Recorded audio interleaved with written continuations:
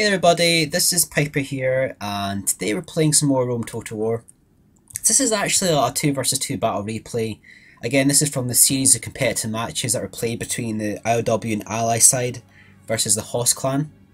This is quite an interesting battle. This is one of the team battles. This is a 2v2 battle, and the players are Titans Beast, Titans Mohamed versus HoS Madgeh and HoS Nidintu.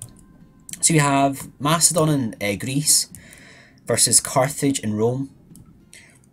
So quite a big disadvantage on the Titan side. Obviously Carthage beats Macedon, Rome beats Greece. So go through the armies fast, and hopefully the battle will start soon after that. So Macedon gone with basically 18 pike, 2 archers. Greece has gone with a lot of pike. I think it's like 4 or 5 units of Cretans and 1 militia pike at the front. Madgeh's gone with 2 cavalry, the rest are pike. The pike are gold, 1 chev. Nidintu's gone with 3 cavalry and the rest are urbans. So Beast has pushed forward his pike, and he's actually been able to catch Madgeh's sacred band right there. And he's done a lot of damage to Madgeh's sacred band. That one's down to 63, that one's down to 66. So a lot of damage there. So obviously in this battle, Greece doesn't get any cavalry to fight Rome, and the Macedonian cavalry is not very good versus Praetorian cavalry. So basically, Beast and Cleo have gone for heavy in the pike and archers. So provided they can protect their archers with the pike, if they can play well together as a team, they should be able to do a lot of damage. I can see right there, Mohamed used his pike to protect the archers, and Beast did the same, and from shooting that unit with so many archers, with so many arrows, they've actually routed right there.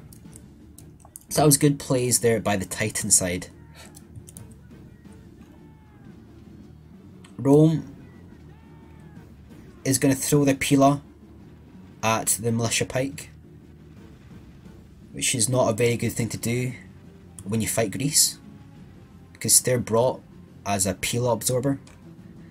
So that's what I've said before in a previous video. If you play as a Rome faction or a pike faction, Romans don't throw pike. The Romans don't throw pila rather at enemy units that are engaged with their own.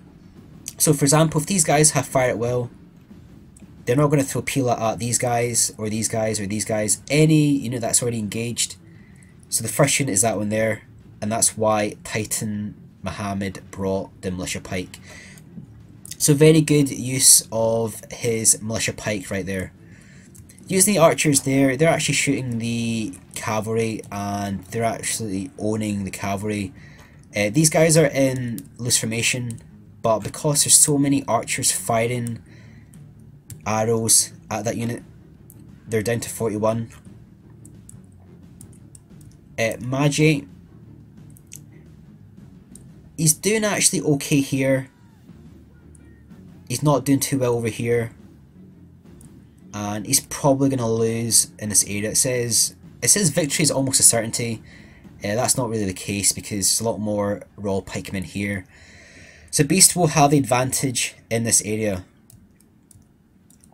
So right hand side, Nidintu did a slight charge versus that pike, and you get caught there. Again, the archers are firing the hell out of the cavalry.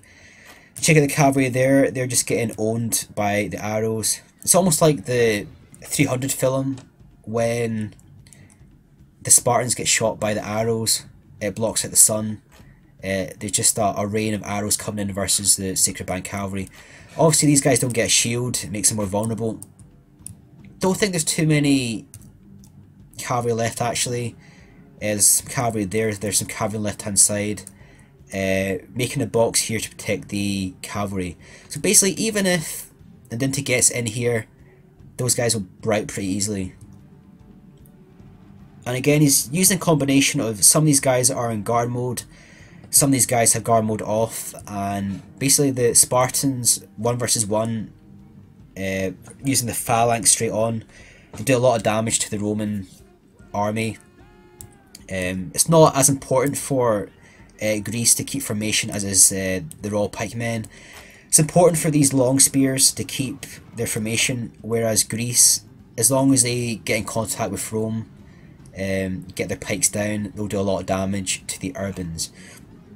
There probably might be even be better 1 versus 1 versus Rome if used in the right way. Rome does get Pila, which means that urbans are always going to be better than Spartans. But you can see here, Mohamed rather, doing a great job using his Spartans and really getting the side-on hits there. Pushing these guys forward, getting the frontal attacks versus the urbans. Beast has pulled over some long pike as well.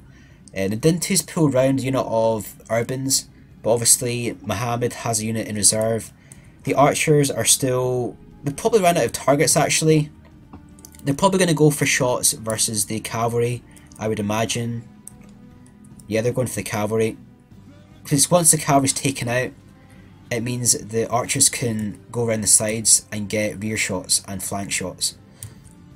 But that can only happen once the cavalry's taken out.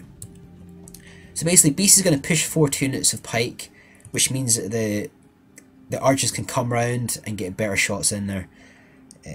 Madgeh is going to go for a charge versus that unit of pike. And Beast could have pulled down the pike there, done a charge, or done a lot of damage there, but he is getting some good shots in there versus that unit of cavalry.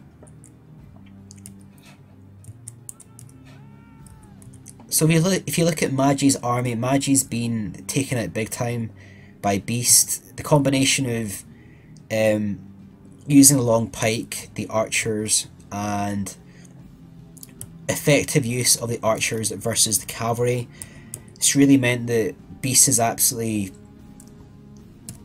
done a lot of damage to Madgeh, and he's got a lot more pike left. So it means that on the right hand side, Mohamed's doing a great job versus Nidintu.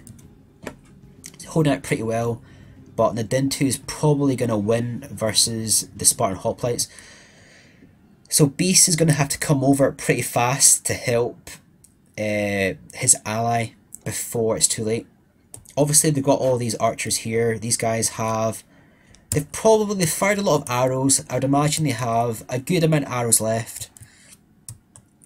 But obviously they fire arrows faster the more men are in the unit.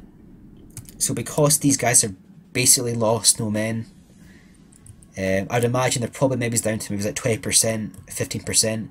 So they have some arrows left. I don't imagine they have too many arrows, but obviously these guys are going to outflank, and once the flaming arrows come in, it's going to be game over.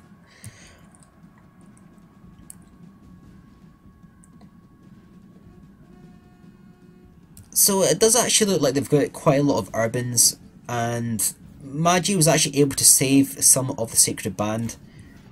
He doesn't have... Has he got pike down? Not too sure if... Yeah, he's got pike down there. He's trying to push forward versus the Royal Pikemen. And Madgeh's going to charge forward his cavalry with a unit of pike. But there's still 2 units of Cretans as well. And these guys are... They're going for flaming shots versus the cavalry. So these Sacred Band, they'd probably be better to go back. There's no way they can chase down all these archers. Again, they're getting shot at the backs as well. It says panic by fire. These guys are going to reform, and they will probably rout if they don't get back to the main force. So good plays here by the Titan side, really staying together, keeping the Spartan unit in the front there. That's the general unit as well. Still a ton of Macedonian pike. And even with these guys being out of formation, I'd imagine they're probably still going to win. It's good plays there by Nidintu. Came in there for a charge versus the side of the pike. But obviously, look at all these archers, they're 80, they're 73, 76. So even if this was like 50-50, or just the Nidintu wins this and beats all the Pike, there's so many archers left, and these archers, they're Cretans and they're gold attack, so they will still have some value in a melee combat situation. Having more men is going to be very beneficial, and the outflank there has routed the whole of the Scipio, the whole of the SPQR army. And that's the enemy players just admitted defeat. So that was really well played to the Titan side. I thought they played very well, very good use of the archers. They played well together. They're actually able to defend the archers versus the rear attack from the cavalry. And they're actually able to reform effectively to fight Nidintu at the end. So very well played to all the players there. Well played to Mohamed and Beast, especially good use of the Pike and the archers on the sides. Smart plays versus the cavalry. Used most of the archers to fight the cavalry, and they were especially effective versus the Sacred Band cavalry. And it says here close victory. It was a close victory, probably close / average victory. Again, well played to all the players. So that's the end of the battle here. Hope you've enjoyed this battle replay. Definitely stay tuned for more videos. If you haven't already, like, comment and subscribe to my channel. This is Piper signing off.